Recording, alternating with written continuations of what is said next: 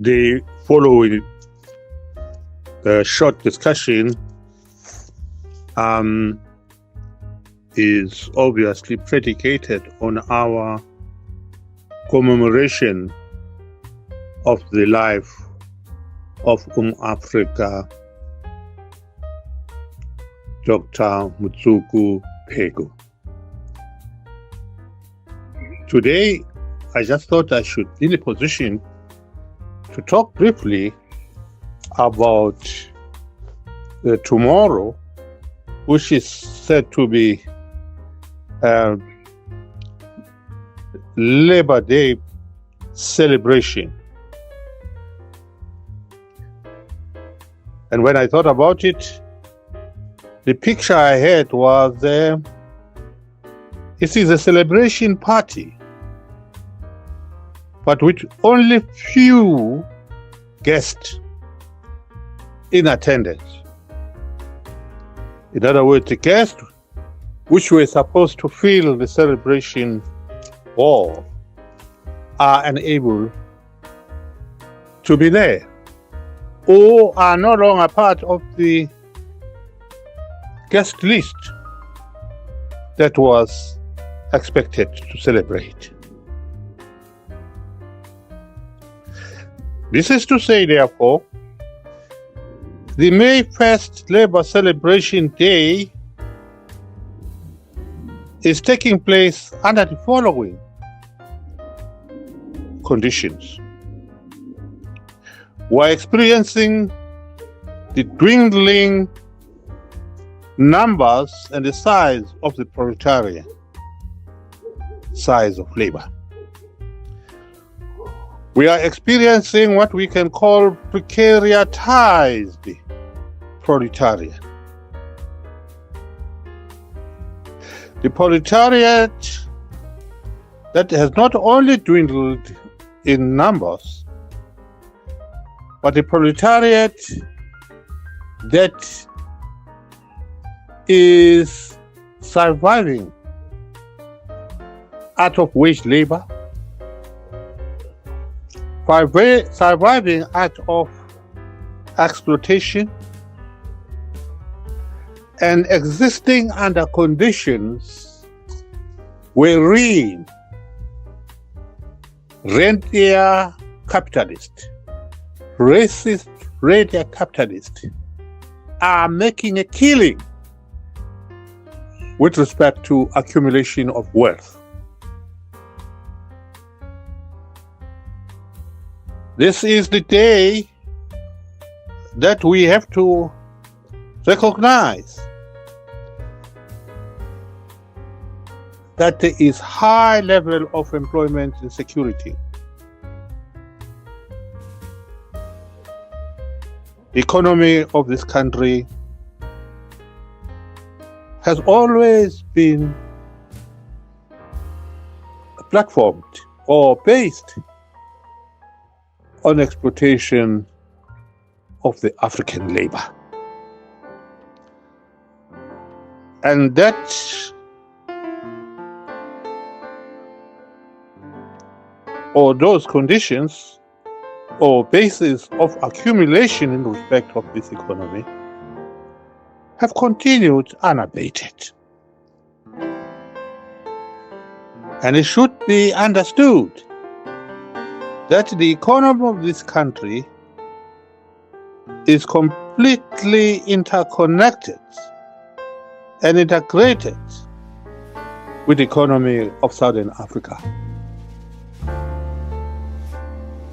In specific terms, we can talk of Mozambique, Eswatini, Malawi, Zambia, Botswana, Lesotho,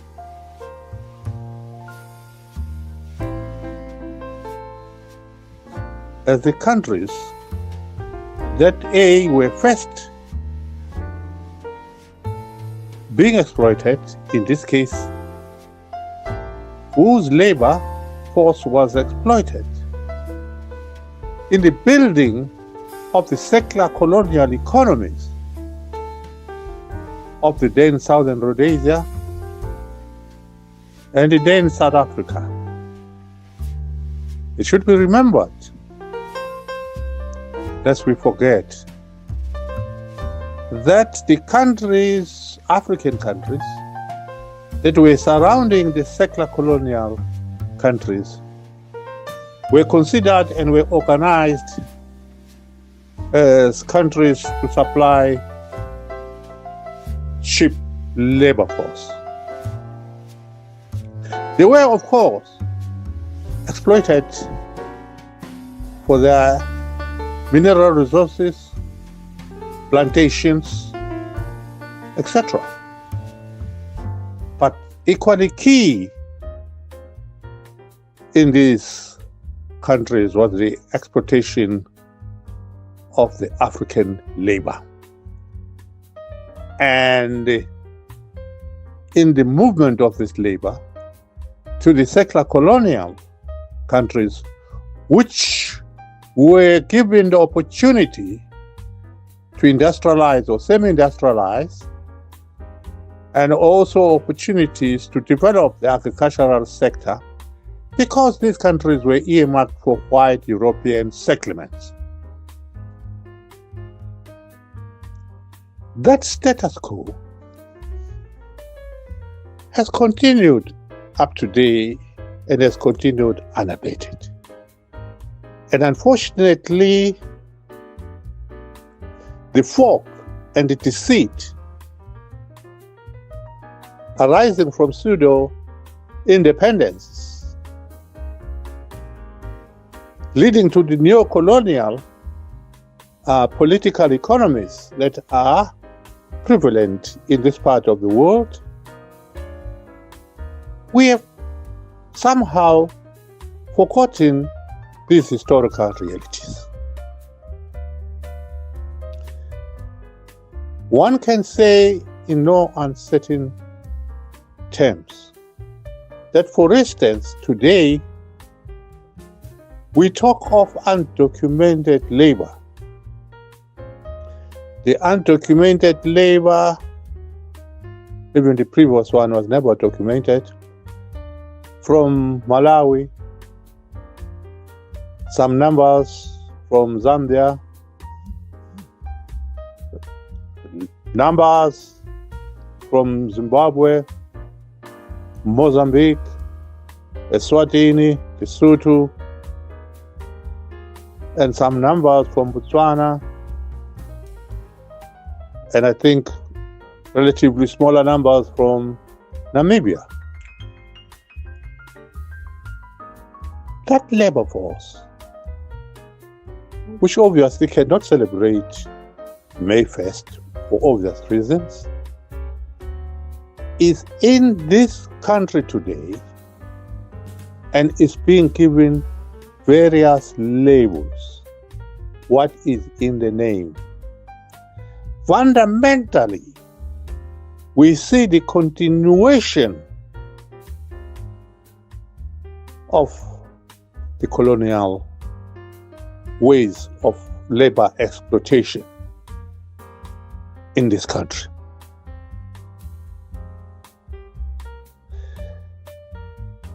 In the restaurants, hospitality industry, in the agricultural areas, in the domestic work, garden work, work for nannies, head boys looking after the cattle of people in this part of the world. All this type of low-paid, sometimes unpaid for labor, is being worked by the people that we call undocumented people from Mozambique, Malawi, Zambia, Zimbabwe, Lesotho, Eswatini, etc. So what we have here, we can call, therefore, a replication of the independence, political, formal-wise, formal political independence of this country. As Africans in this country, we are told by the white establishment, and also we believe in them, that these undocumented African workers are taking our jobs, or have taken our jobs. There are two issues for us to remember, or a couple issues for us to remember. One is, as I've already indicated, this is a continuation of what was there during the colonial days. Number two, as some people have indicated, by and large, these so-called undocumented people are performing jobs which we Africans in this country, Tanzania, contest in terms of paying, non-paying, paying slave wages under difficult conditions of work, etc. That, for instance, we prefer not to be employed in these tasks rather than to be exploited by the newest white settlers. That's one area of looking at this. The second area, of course, is the impoverished labor force from our regions is indeed here competing for mere economic opportunities with also the marginalized and exploited Africans of Tanzania. So we find that there is a contestation between the exploited of the region and the exploited of this country. And as history has it, it is slaves versus slaves. And when there's a war of slaves against slaves, that war is annihilation, is nihilistic, it's completely devouring. Now, this is how we should be looking at what is taking place in this part of the world. And this is how we should understand that we are failing to problematize these issues. We are merely looking at the surface of the issues, at the formal rather than the substantials. It is therefore important for us that as we observe, because there's no way we can celebrate this. This is nothing else but a reminder of the realities of the plight of the African people, African labor in this country, in the region, that we should be observing tomorrow, acknowledging rather than celebrating. Who celebrates his or her death? Who celebrates his or her humiliation? Who celebrates his or her exploitation? Who celebrates his or her indignity? Who celebrates such issues? Only those that have been thoroughly fooled will go and claim that they have something to celebrate. That is what I would like us to view what is called May 1st Labor Day. I'm aware of its universal meaning and connotation, as well as what will be taking place. But I would like us to zero to our realities here in this country and in the region. I can further go on to look at what I said in the past, that the Sirocco winds of Northeast Africa that used to blow the southern part of Europe, hot winds, dusty winds, are now being replaced by the sons and daughters of Africa, who are trying to find their way through the Mediterranean Sea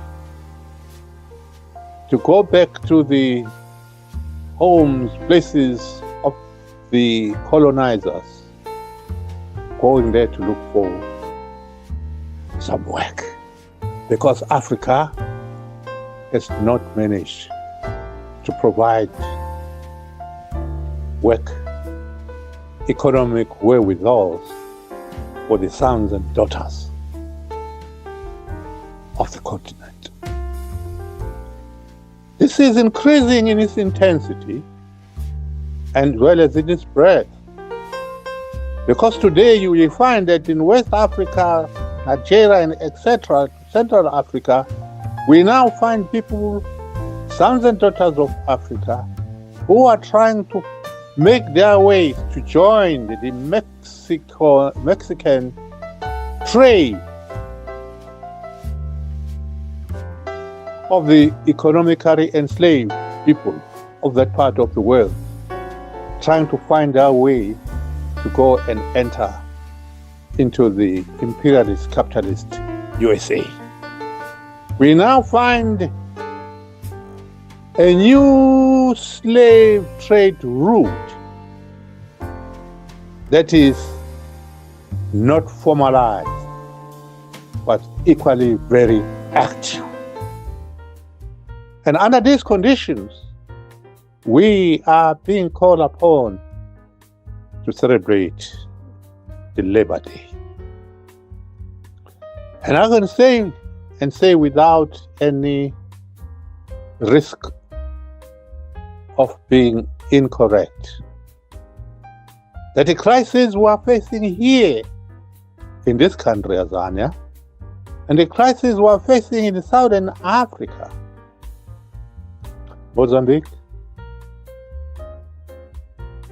Malawi, DRC, Zambia, Zimbabwe, Namibia, Lesotho, Botswana, etc.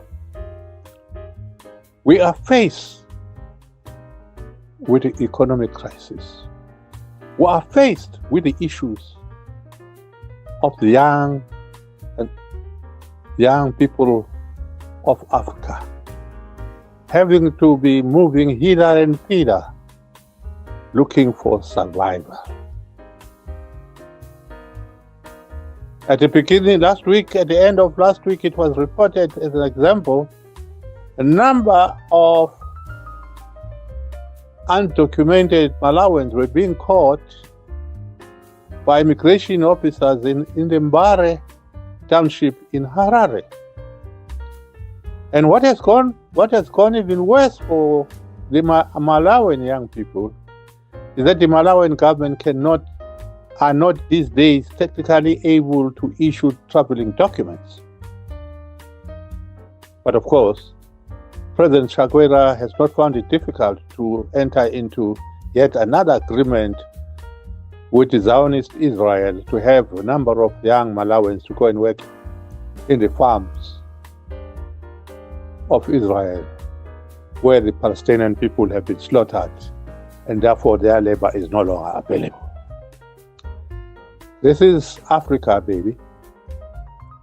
This is Southern Africa that you must understand we are dealing with. It will appear to me, therefore, that under these circumstances, and I have said this thing before, the issue of movement of people in our region must be predicated on the realities of history, as I have enunciated. Must also be predicated on the reality that ethno-linguistically we are the same people. It must also be based on the realities that there has been a lot of movements of people in this area. There's been a lot of intermarriages. Really, there are some times when I think of the so-called undocumented workers in this country.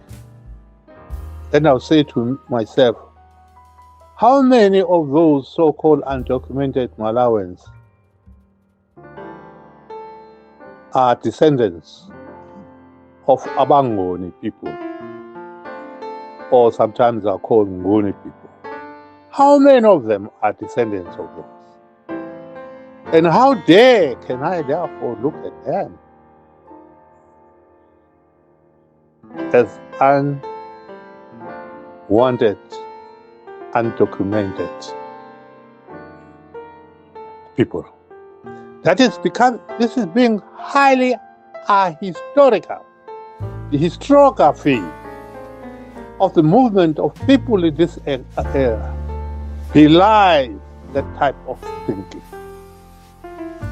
belies that type of designation, and that type of identity and identification. Within those type of realities, plus more, for instance, all the Southern Africa countries are experiencing severe drought. But we have not seen the heads of state of Southern Africa coming together to map up as to how Southern Africa can cope with these realities. And in so doing, trying now to develop strategies, preemptive strategies, as to how to mitigate the happenings of such droughts collectively. This also leads to what I've been saying in the past, that the issue of the regulations of immigrants in this country requires first and foremost a political decision and resolution. Given the historical narrative that I've already indicated, including the sameness of the people of these regions, the political leaders of the SADC or Southern African states need to meet, supported by professionals, with an agenda to come up with a political solution in respect of the movement of labor, the movement of capital, the movement of trade, movement of goods, etc. And having done so, they will therefore recommend for the calibration of particular regulatory frameworks that will be governing these areas.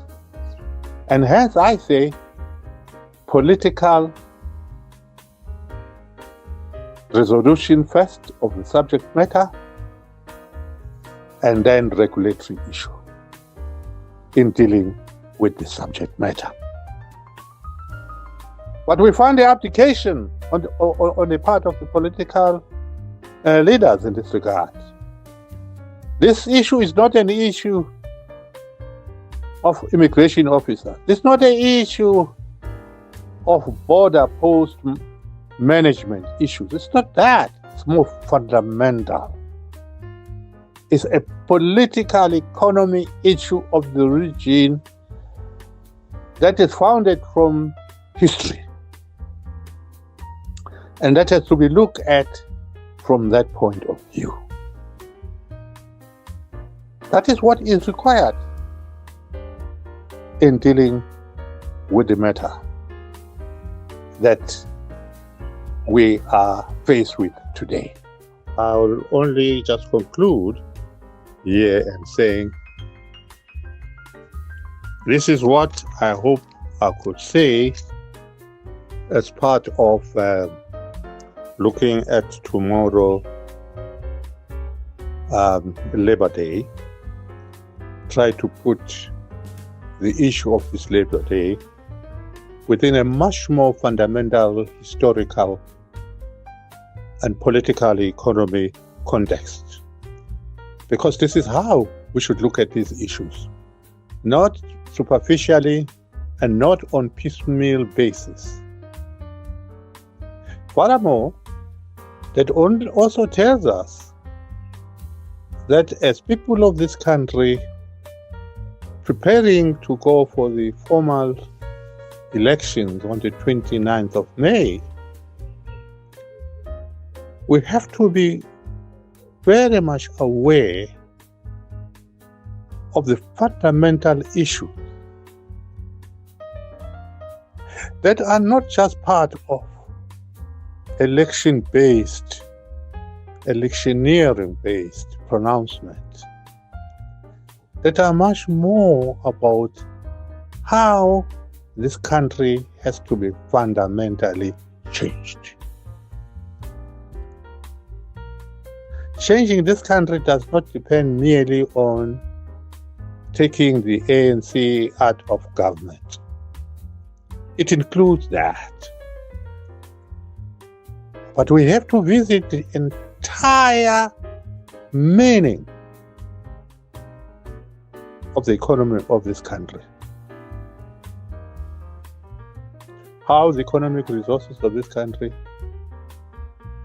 are owned, used, who make what decisions as to how they should be used, what products, what services have to produce, who make what decision, what those that produce labor should earn in return, what is an acceptable surplus that needs to be realized through economizing activities, what is the popular fund that has to be there to ensure everyone in this country has got something for him or for her. What should be the constitutional order of this country that should obtain? These are all fundamental issues. What sort of democracy should obtain?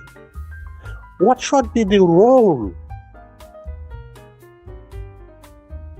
of the people, of the citizens of this country in engaging in critical decisions that affect their families, their communities, their regions, and their country? How do the citizens of this country actually participate in the critical decisions that are making situations that are important in this country? How do they ensure that the state, the government actually do things that they want them to do, utilize national resources in a manner that is beneficial to them? How will they ensure that? Where do we have the National People's Assembly that meets now and again to look at what the government is doing and also resolve as to what the government should do, over and above the operations of Parliament, of the executive, and of the constitutional or judiciary services? We need completely to rethink how the social order in this country should really look like.